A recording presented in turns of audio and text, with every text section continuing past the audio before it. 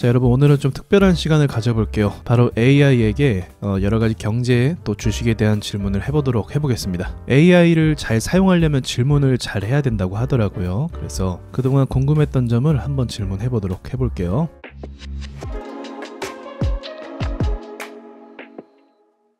먼저 제롬 파월 얘기부터 해볼까요? 자, 첫 번째 질문은 제롬 파월이 왜 그렇게 사람들을 힘들게 하냐, 자기가 금리 늦게 올려놓고, 자, 이 부분에 질문을 했어요. 자, 그러니 AI가 이렇게 대답을 하네요. 파월 입장에서는 고인플레이션, 물가가 이제 크게 오르는 것에 대한 부작용보다 전체 경제 안정을 위해서 단기적인 고통을 감수해야 한다고 판단한 것 같습니다. 이렇게 말을 하네요. 그래서 이제 통화 정책의 득실은 시간이 지나야 명확하겠지만 파월 의장의 결정은 쉽지 않았을 것입니다. 이렇게 이야기합니다. 아주 원론적인 사실 이야기죠. 근데 파월의 발표하는 모습이나 내용을 보면은 결정이 쉽지 않은 것 같진 않아 보였어요. 자, 그럼 다음 질문을 또 해보죠. 자, 다음 질문은 결국 이 금리 인상을 통해서 작은 기업들이 큰 기업들에게 이자를 감당 못해갖고 이제 파산이 되는 거죠. 그러면 인수합병을 당했지 않습니까? 우리가 미국에서 모든 기사를 다 볼 수 없지만 크고 작은 회사들이 이런 일들을 당했을 거란 말이에요. 그렇다면 이 부분에 있어서 파월의 책임이 있는 거 아닐까라고 물어봤어요. 그러니까 대답이 대기업의 인수합병이 많아졌다는 사례가 있다는 것은 맞다, 이렇게 대답을 하고, 결과적으로는 시장 독과점 구조가 강화되는 부작용이 발생을 했다. 그쵸? 이 부분이 사실은 어쩌면은 자본 세력이 의도한 바일 수도 있는 거죠. 금리를 너무 급하게 올렸으니까. 그래서 이 친구는 이렇게 대답을 하네요. 제롬 파월 의장도 일부 책임이 있다고 볼 수 있습니다. 하지만 한편으로는 고인플레이션 방치 시 서민 경제 전반에 피해가 갈 수 있었던 만큼, 이렇게 이야기하네요. 그러니까 이런 거죠.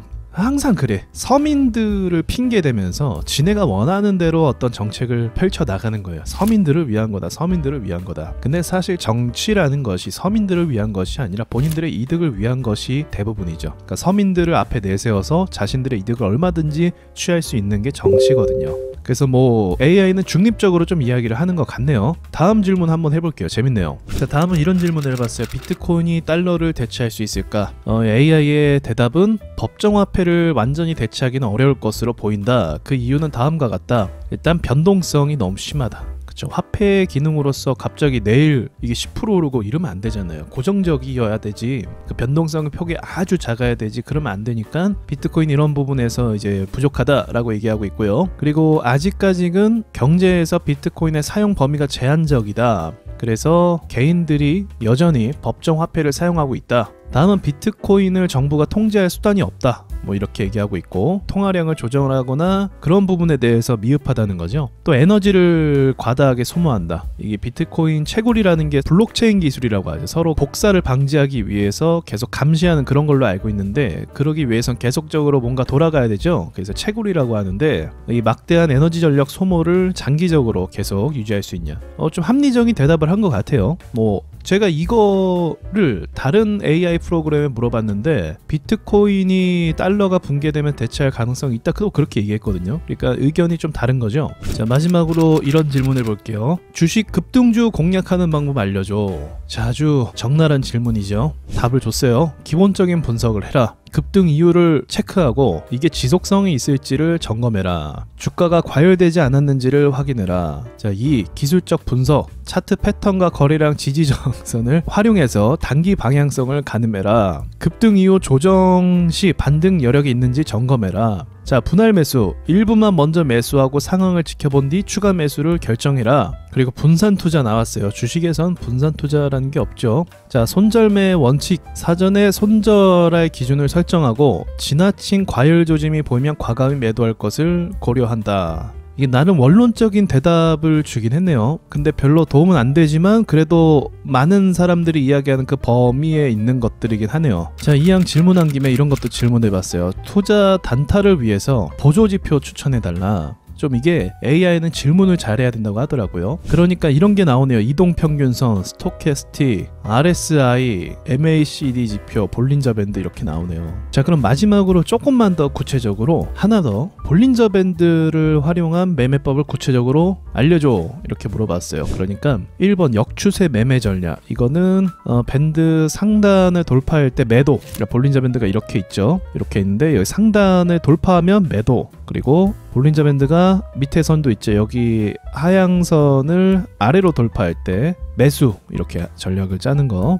기본적인 볼린저 밴드 활용법이네요. 괜찮아요, 이 전략은. 자, 두 번째는 상단 근처에 있을 때 매도. 그쵸, 여기 근처에 있을 때 매도고, 중심선에 있을 때 매수하라고. 중심선 이렇게 있거든요. 요거는 보통 20선으로 세팅이 되는데 중심선에 있을 때 매수. 이거는 글쎄요, 이거 우량주에게 통하는 매매 전략일까? 우량주는 하한선 밑으로 돌파를 어지간하면 잘 안 하니까 요건 잘 모르겠어요. 자, 마지막으로는 주가가 상단 밴드를 돌파할 때 매수. 이건 반대네요. 돌파할 때 매수.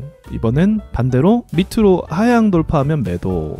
요거 같은 경우는 어떻게 활용해야 되냐면 이건 장기적인 세팅을 해야 돼요. 예를 들어서 볼린저 밴드가 기본적으로 20선 중심으로 돼 있다고 한다면 장기로는 뭐 300 또는 뭐 200 이렇게 세팅을 바꿔서 활용하면 아주 위로 이렇게 세팅이 돼요. 그러니까 볼린저 밴드가 평소에 이렇게 돼 있다고 하면 이런 식으로 세팅, 장기로 세팅하면 위에 있게 돼요. 위에. 아래도 위에 있게 되고 많이 벌어지는 거죠. 많이 벌어졌기 때문에 이 위를 돌파하면 뭐예요? 이건 역사적 신고가 행진을 간다라는 전제가 되는 거예요. 이 전략은. 밑으로 간다는 건 뭐예요? 역사적 신저가 랠리가 간다는 거지. 계속적으로 지지를 이탈한다는 거죠. 그래서 이렇게 좀 활용하라는 얘기가 나오네요. 이런 거는 뭐 제가 아니까 이야기가 좀 수월한데 초보자들이 이걸 물어봤을 때는 뭐 어쩌라는 거야 이렇게 생각이 들 수는 있겠네요.